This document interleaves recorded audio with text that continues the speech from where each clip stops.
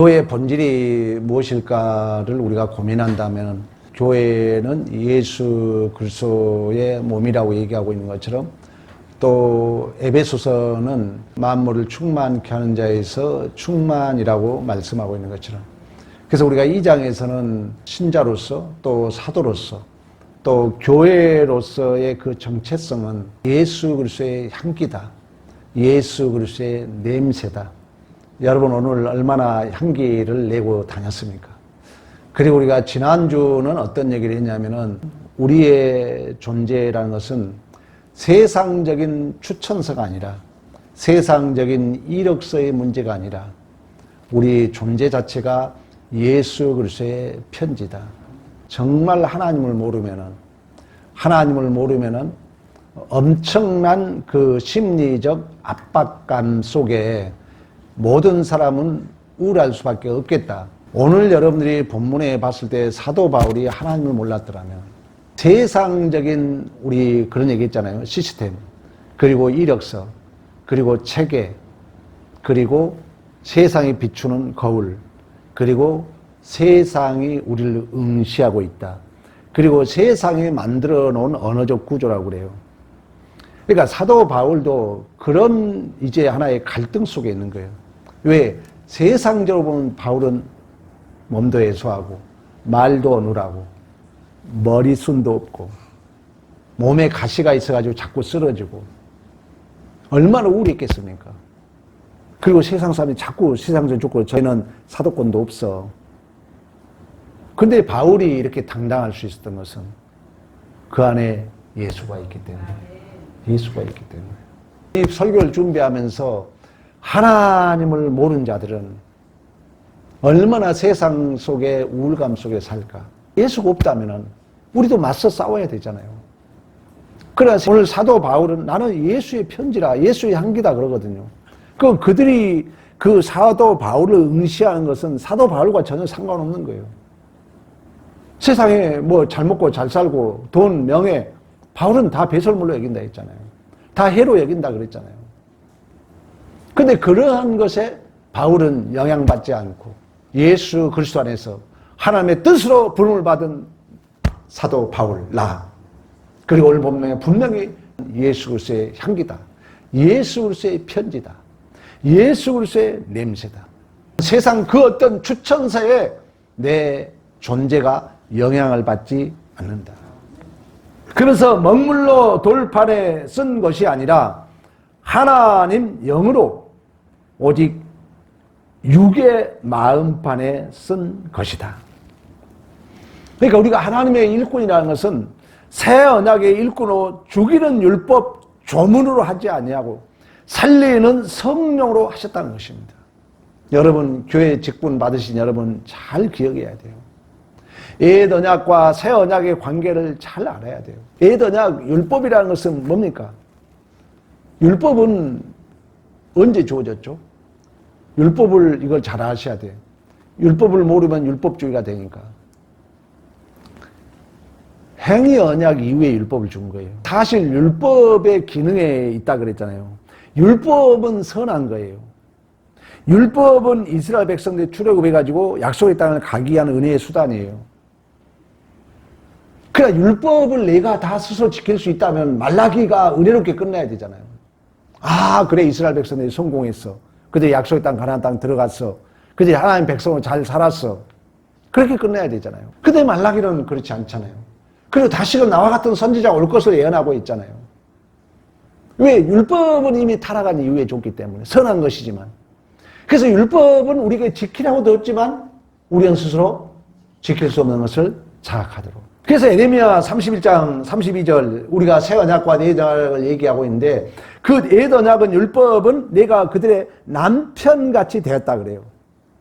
근데 그들이 내 언약을 지키지 못하고 깨뜨렸다 그럽니다. 그러니까 율법은 우리가 지킬 수 없는데 이걸 잘못 알게 되면은 제가 이걸 좀 더 윤리도덕주의라 그랬잖아요. 율법을 우리는 지킬 수 없어요. 율법을 통해서 우리는 내 죄됨을 확인해요. 그래서 율법은 예수 그리스도가 인도하는 초등학문인 줄로 믿습니다. 근데 이 율법이 잘못하면은 율법은 사람을 죽이는 거예요. 사람을 심판하는 것입니다.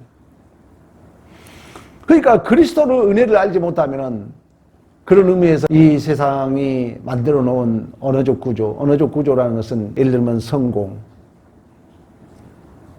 예를 들면 목사.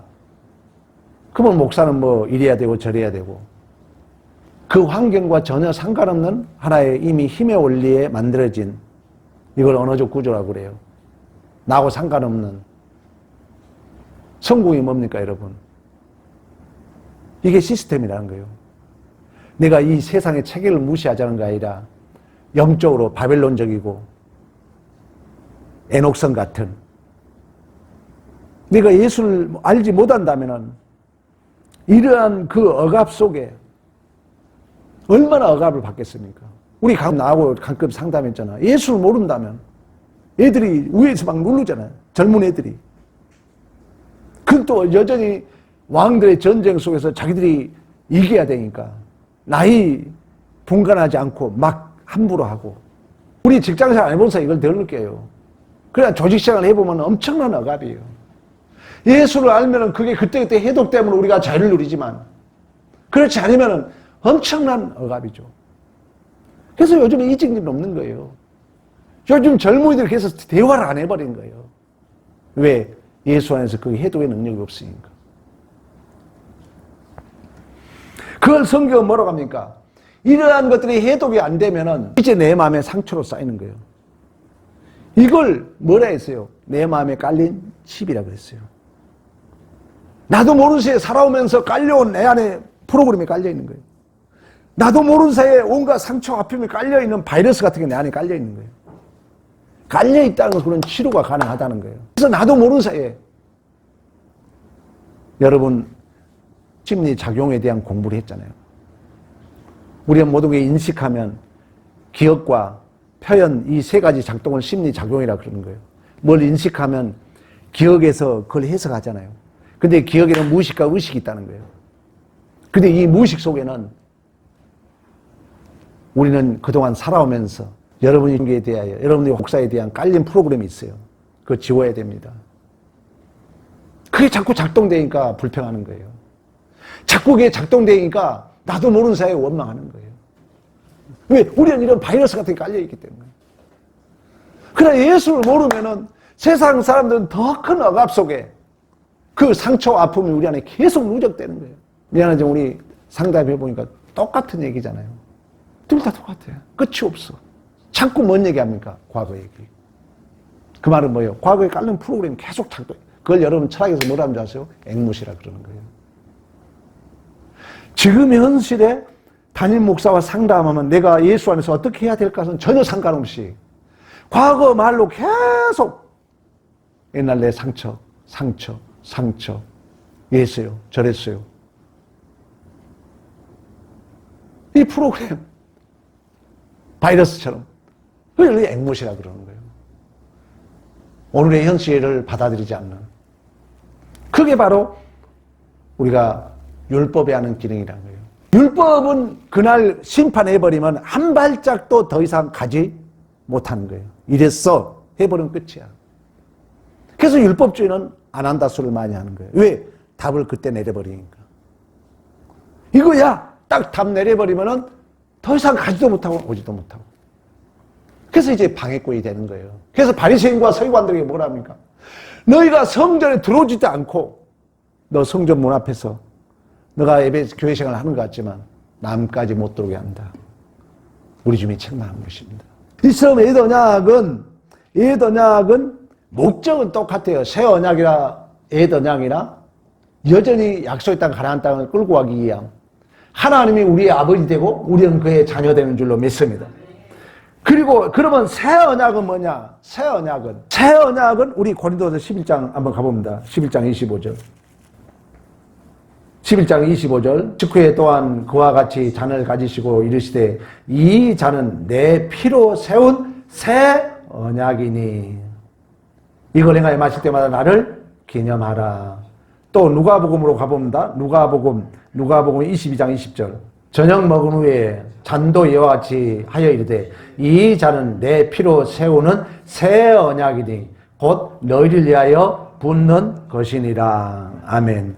히브리서 9장 15절로 가봅니다. 이로 말미암아 새 언약의 중보자이시니 이는 첫 언약 때 범한 죄에서 속량하려고 죽으사 부르심을 입은 자로 하여금 영원한 기업의 약속을 얻게 하려 하심이라. 아멘.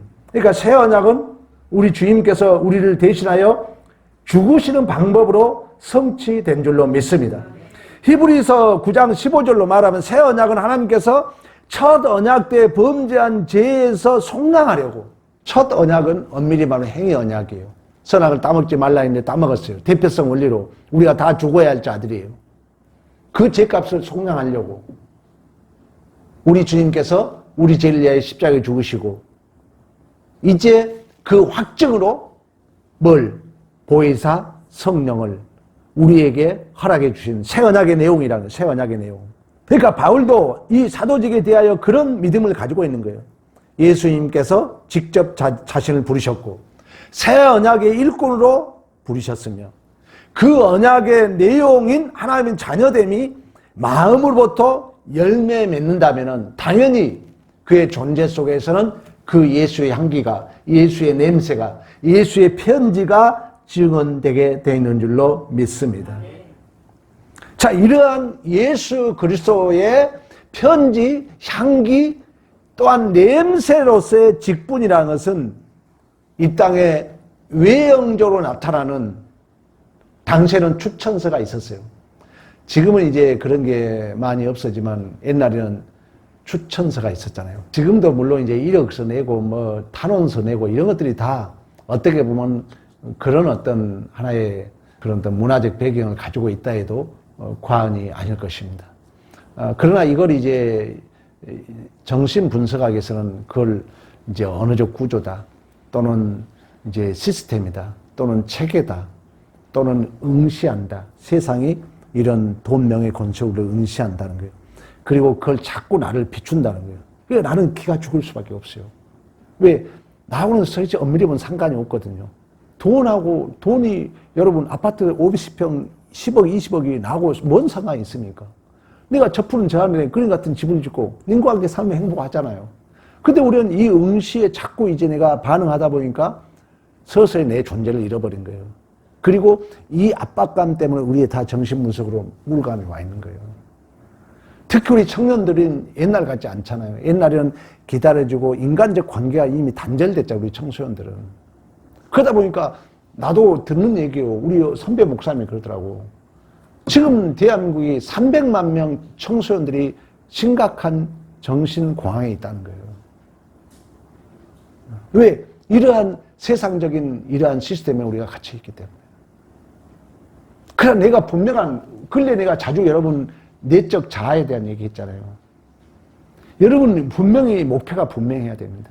그리고 예수와 관계 속에 내 삶이 분명해야 됩니다. 그래야 하나님 나와 또 일을 해요.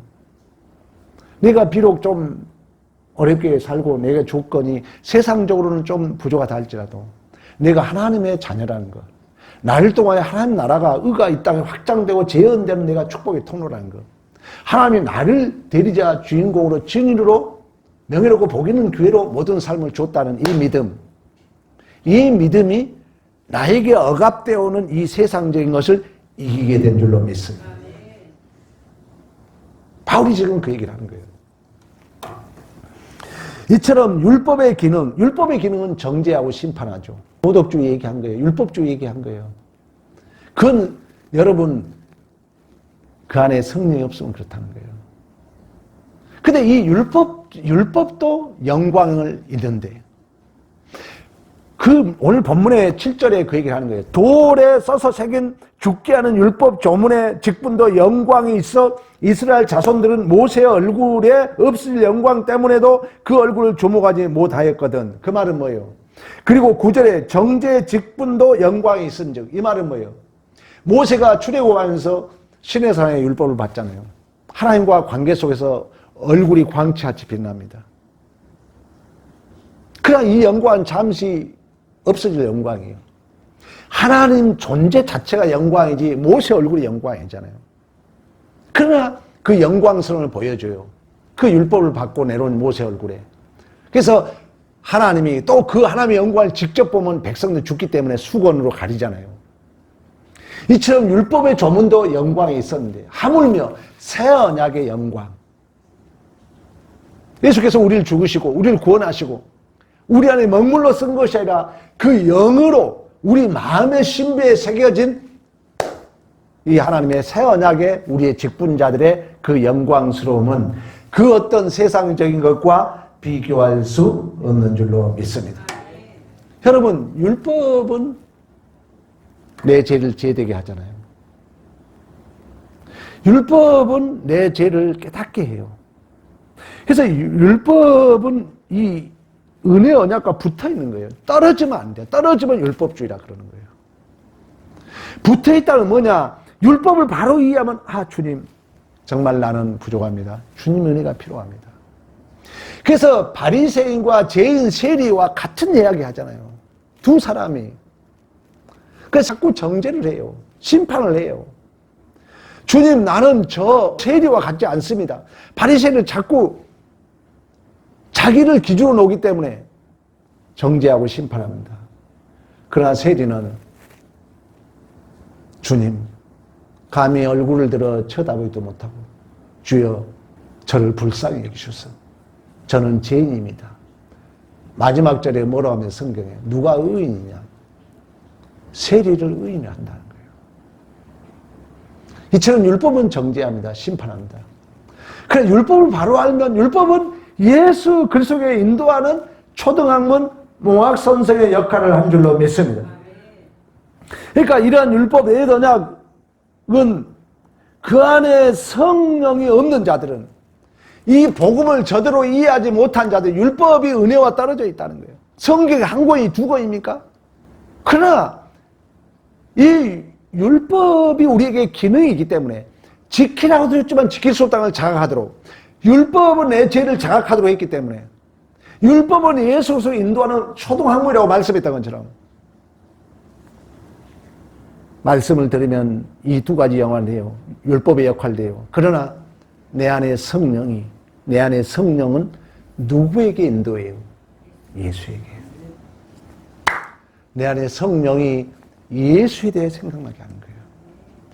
그래서 내가 율법을 통해서 하나님 나는 정말 내 스스로 의를 이룰 수 없군요. 그런 자각과 더불어서 그런 탄식과 더불어서 성령이 예수님이 얘기하잖아. 내가 너에게 보이사 성령을 주리니 그가 나에 대하여 생각나게 하고 기억나게 하고 가르쳐 주리라.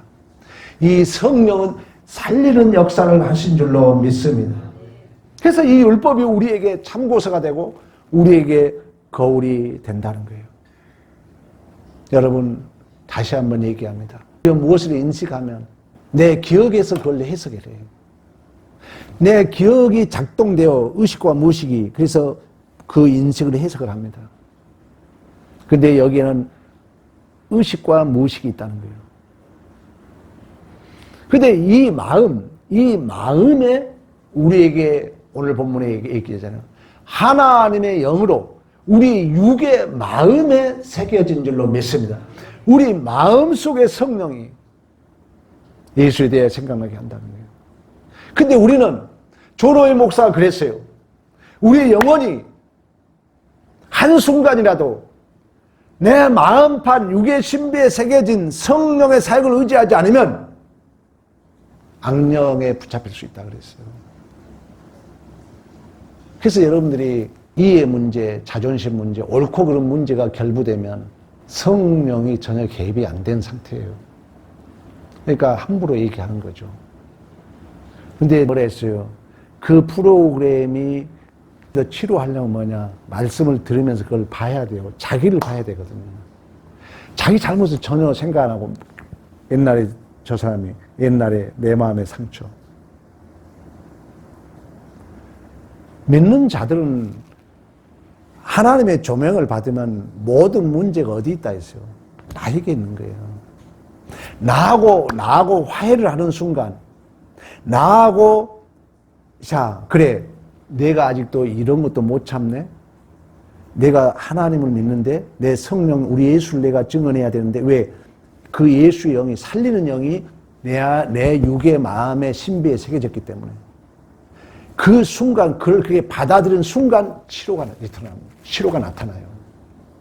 근데 안 받아들이면 평생 앵무새 되는 거예요. 교회는 예배 드린 척해. 근데 기분 나쁜 일, 자존심, 돈 문제 결립되면 똑같아, 그 사람은. 왜? 심리학에서 말하면 그 프로그램이, 그 바이러스가, 그 칩이 깔려 있으니까. 그 문제 나도 모르게 작동되는데. 그러나 내가 잘 관찰하고 내가 그걸 받아들이는 순간, 그걸 이제 내 안에 계신 성령으로, 내 안에 계신 말씀으로 나를 끌고 올 수 있다는 거예요. 그러면서 서서히 우리 안에 치유의 역사가 나타나게 된 줄로 믿습니다. 그래서 이처럼 새 언약의 직분이라는 것은 8절 9절에 새 언약은 영의 직분이다. 의의 직분이다. 아까 내 피로 세운 새 언약으로 말씀했던 것처럼 이 새 언약은 중보자라고 말씀했던 것처럼 예수의 피로 세우신 약속으로 십자가 죽음을 통하여 죽은 영혼을 살려내는 직분인 줄로 믿습니다. 오늘 4절에도 그러잖아요. 그리스도의 모든 믿는 자에게 의를 이루기 위하여 율법의 마침이 됩니다. 예수 그리스도의 십자가는 율법의 끝이 되고 율법의 목표인 줄로 믿습니다. 왜? 율법은 누구에게 인도하니까? 예수 그리스도에게 인도하니까. 그러니까 우리가 옳고 그름이 결부될 때 예수 그리스도에 연결하는 게 내 안에 누가 하는 역할이라고요? 성령의 역할이라는 거예요. 살리는 직분을 감당하기 위하여 너 육의 마음의 신비에 하나님의 영이 새겨졌다는 거예요. 그 새 언약은 중보자의 언약이며 예수의 피 흘리심으로 세운 언약인 줄로 믿습니다. 그 예수가 나를 살리기 위하여 온갖 피와 아픔, 찔린 고통을 감당하시고 이루신 언약이라는 거예요. 그 언약의 확증으로 보혜사 성령이 내 안에 내주하셔서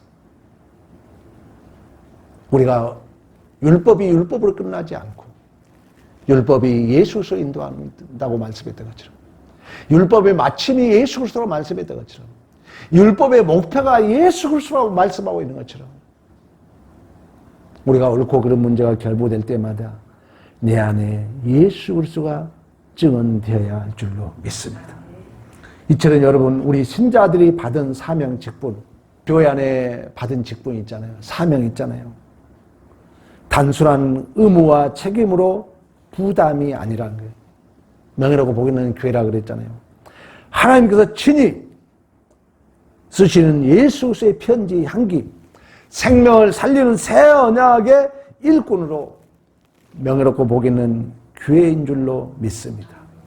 비교할 수 없다는 거예요. 세상적인 그런 추천서와 비교할 수 없다는 거예요. 세상에 만들어놓은 체계, 언어적 구조, 응시, 거울, 그런 것과 비교할 수 없다는 거예요. 자, 이 믿음이 있을 때만이 여러분들이 세상의 그러한 응시로부터 내가 압박감을 이기는 거예요. 근데 이러한 정체성이 없으면은 세상의 가짜 시스템이, 세상에 비추는 거울이, 세상에 만들어 놓은 이 응시가 나를 자꾸 억압하게 돼 있어요. 그러면 그 억압은 나도 이제 억압을 받는다는 건 뭐예요? 거기에 내가 영향을 받고 있다는 거예요. 그 말은 또 다른 말은 나도 한 번 더 높은 성을 쌓고 싶은 마음을 갖기 때문에 억압을 느끼는 거예요. 예수 안에 만족을 못 느끼면. 그러면은 나는 자꾸 밀리니까, 세상의 힘에 내가 밀리니까 내 안에 뭐만 만들어진다? 아픔과 상처만 만들어지는 거예요.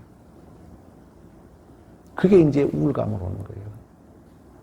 그게 이제 내 마음에 프로그램에 깔려버리면은 아무리 지금 좋은 일이 있어도 자꾸 과거가 나를 해석하려고 그래요. 내가 아무리 지금 열심히 하고 내가 좋은 말을 해도 이미 그 사람은 과거의 상처가 이 프로그램으로 바이러스 깔려있기 때문에 그게 자꾸 작동만 되는 거예요. 한 치 앞도 못 가는 앞으로. 그게 계속 이제 억압돼 버리면 이제 우울감이 오는 것입니다.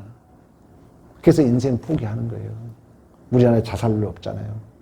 신학을 공부하면서 진짜 내가 우리 성도를 치료해 줄 자신이 생긴 거예요. 자신이 생기는 거예요.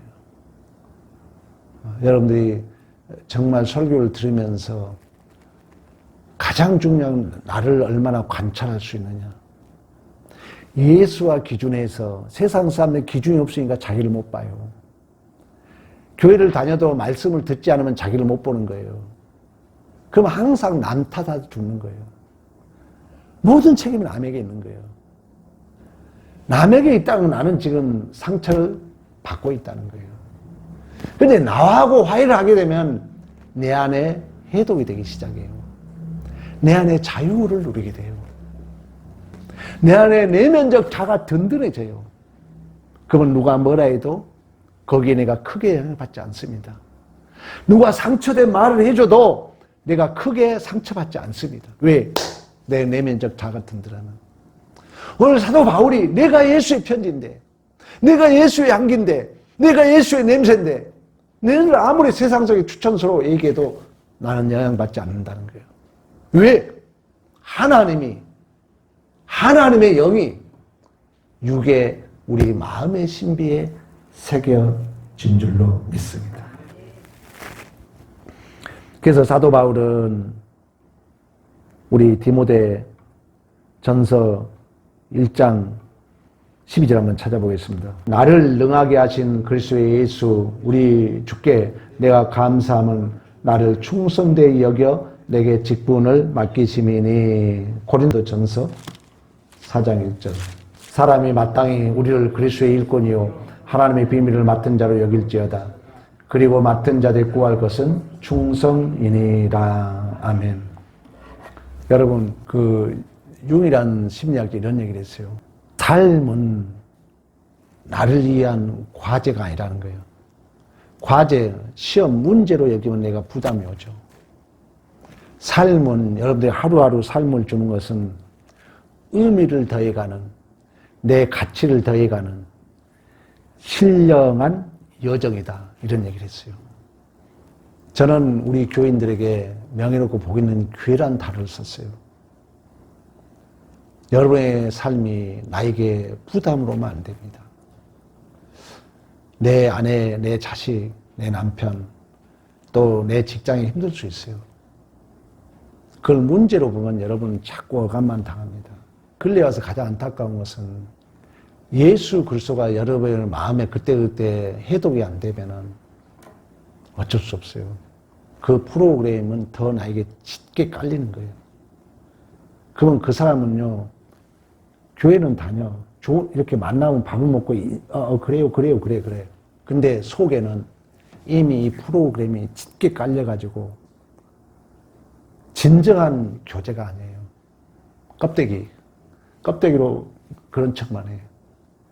그러나 정말 이 속에는 이미 깔려있는 이 바이러스대로 작동되는 거예요. 그러면 우리가 인간이라는 건 뭐예요? 인간의 인격은 뭐예요? 누가 실수해도 진실로 용서해 줘야 되잖아요. 누가 뭐하면 나도 좀 헌신할 수 있어야 되잖아요. 또 누가 잘못해도 덮어줄 수 있어야 되잖아요. 이런 건 손톱만치도 없는 거예요. 왜? 이미 그 사람 속에는 짙게 깔린 과거의 이 상처들이 바이러스처럼 이게 프로그램처럼 짙게 깔렸기 때문에 겉으로는 그런 척하지만 속에는 한 발짝도 앞으로 못 가는. 그렇게 되면 이제 갈수록 단절되죠, 사람이. 관계가 단절되면요, 그 우울감은 더 옵니다. 그게 다 정신분석에 나와요. 그래서 여기 봐봐요. 충격, 이러한 사건이 내 존재를 흔들 수 있어야 돼요. 우리는 예수의 사건이 내 고정관념을 흔들어야 돼요. 그래서 인문학에서는 이 흔듦 자체를 진리라고 봐요. 근데 우리 기독교는 뭐예요? 여기에 뭐가 채워지는 거예요? 예수가. 이미 우리 안에 예수가 계시기 때문에. 우리 안에 이미 성령이 마음에 우리의 신비에 새겨져 있기 때문에. 그래서 보면은요, 철학, 심리학, 정신부사는 답을 못 내려요. 성경을 모르니까. 신학을 했기 때문에 다 보여. 너무 감사한 거예요. 그래서 여러분들이 정말입니다. 설교를 바로 듣고 성경을 바로 보면요, 여러분 마음의 치유가 안 되면요, 허당입니다. 예수로 말미암아 내 상처가 여러분 치유 안 된다면요, 죄송하지만 구원이 없는 거예요. 구원이 없는 거예요. 무슨 예수 믿고 구원 받습니까? 내가 진실로 죄와 사망을 예수로 이 땅에서 이기는 승리가 없다면요, 그 사람 구원 못 받은 사람이라니까. 받은 척하고 있을 뿐이지. 진실로 여러분, 우리 안에 예수의 영이, 하나님이 우리 육의 마음의 신비에 새겨져서 예수에 대하여 생각나게 합니다. 예수에 대하여 기억나게 합니다. 그 예수는 살리는 영인 줄로 믿습니다.